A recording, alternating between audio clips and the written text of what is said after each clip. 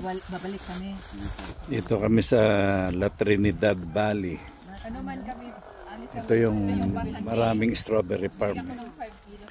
Ito mga lions ng Cebu yan. Naisipang pumasyal dito at mamili ng strawberry. Ito, magkano to? Dalawa 250. Ito yung anong variety? si Charlie. Si Charlie, yun. Si Charlie. Biro mo yan. Dito sir, 150 na lang po. Ito 150, ito 250. Malalaki. Dalawa 250 tayo. Retail po. Cherry tomato. Yung paborito ko yun. Masasarap. Dalawa 250 po. Ito yung farm. Andiyan sa paligid. Sa sunod na lang. Yan, farm ng strawberry. Pero minsan meron ding magtaksi na lang. meron din ito. Yeah, cherry tomato. Kailangan talaga ipasya sa San Jose. Yan. Ito raw mga ito ay matatamis kasi ang tawag nila sa variety Sweet Charlie. So kung tayo ay napupunta ng Baguio, hindi natin nakakalimutan puntahan tong tinatawag na La Trinidad. Yan, kasi nandito yung farm ng mga strawberry. Merong mga tinatawag na strawberry farm picking station yan sa lugar na yan. Medyo mahal-mahal lang yung tag 250 nagiging 780 pagka ikaw namitas ng strawberry. Siyempre kung gusto mo naman ma-experience yun, okay lang na 780 kasi kailan ka pa naman babalik uli ng Baguio. Yan. Kaya eto tuwan-tuwa yung mga taga Cebu. O yan, no? Masayang masaya, biro mo. Ang nakikita nila sa Cebu kasi mga alateres lang alateres. Dito pala yung strawberry nga. Good morning. Good morning. Tamis kaayo. Super tamis. Super tamis daw. Sa salitang Bisaya, tamis. Dito naman tamis sa Tagalog. Pero meron din sila niyang ligayan yan yung lettuce. At kung mapapansin natin, meron din naman mga talong, na puno ng talong. Pero tingnan natin kung paano ba yung bunga ng tinatawag na Sweet Charlie na variety. Ayan. Ang laki ng bunga. Welcome to strawberry ka na.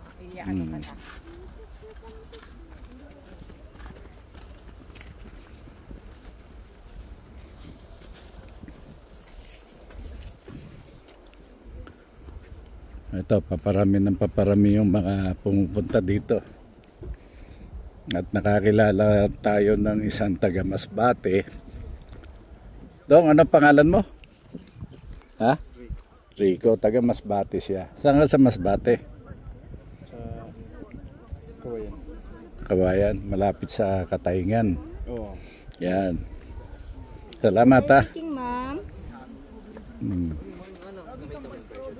Ito mga estudyante. Ay namamasyal din.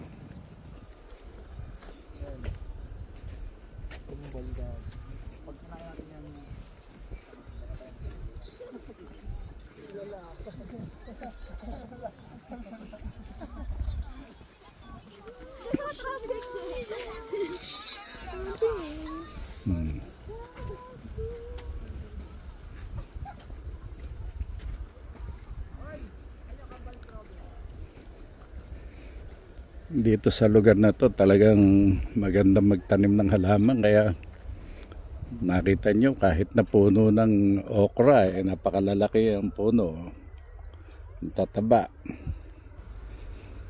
kasi nga dahil maganda ang lupa at maganda ang klima. So yan, yung palang sibuyas ganyan, oh, namumulaklak din. Yun. So doon nagpo-produce ng seed doon sa bulaklak para maitanim. At dito mapapansin natin meron ding tinatawag na passion fruit. Ayan yung bunga.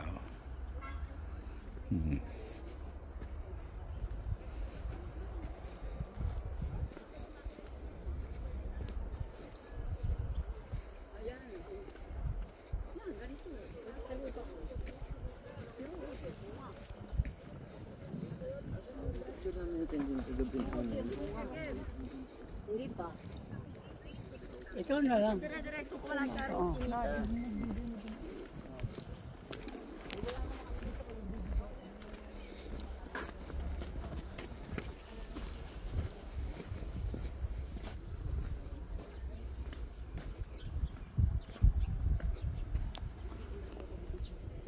dahil dito, meron dito sa bandang labas niyan, maraming mga souvenir item na mabibili.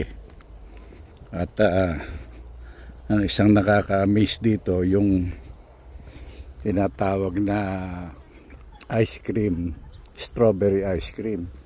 Ay pag natikman nyo, talagang superb sa sarap talaga. Ito, papalapit na ako sa exit. So ito yung directory ng mga farm. Ayan, nakasulat yan. Kung meron kayo suki na farm, doon kayo pupunta. At ito, papalabas na ako ng farm.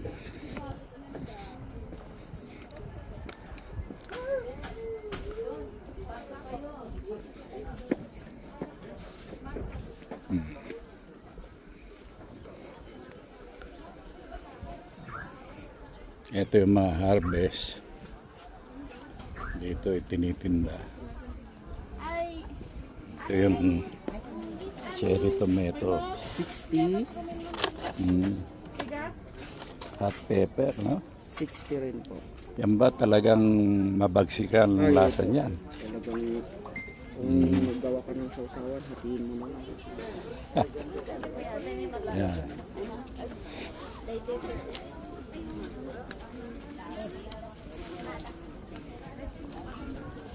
Tingnan niya natin tong ice cream.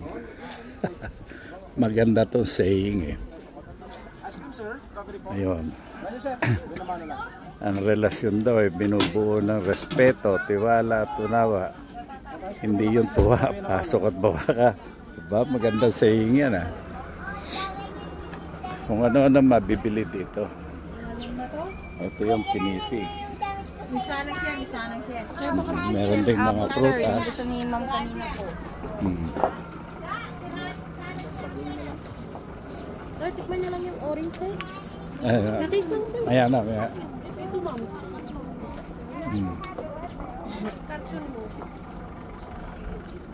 Ayan. Andito yung mga paninda.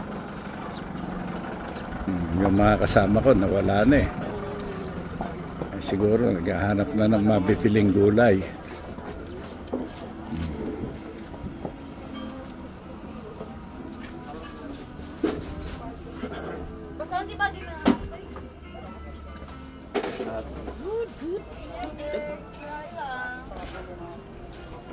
May sana report pa kano, nga lengwa. Ito naman yung mga nagsusupply. Well, Ang tanong nga nung isang kasama ko, parang hindi raw siya nakakakita ng mga mahihirap dito sa lugar na to. Kasi nga halos lahat ng tao merong hanap buhay, ano? Kakaroon sila ng income dahil dito at malaking part ng kanilang kabuhayan nanggagaling dito sa farming at sa pagtitinda. Yung mga iba naging tourist guide dito sa Baguio. Hanggang dito na lamang po at Maraming salamat sa inyong panunod. Para makapalo kayo ay subscribe nyo itong aking channel at pindutin nyo yung notification bell at para makapalo kayo palagi sa aking mga video. Salamat po.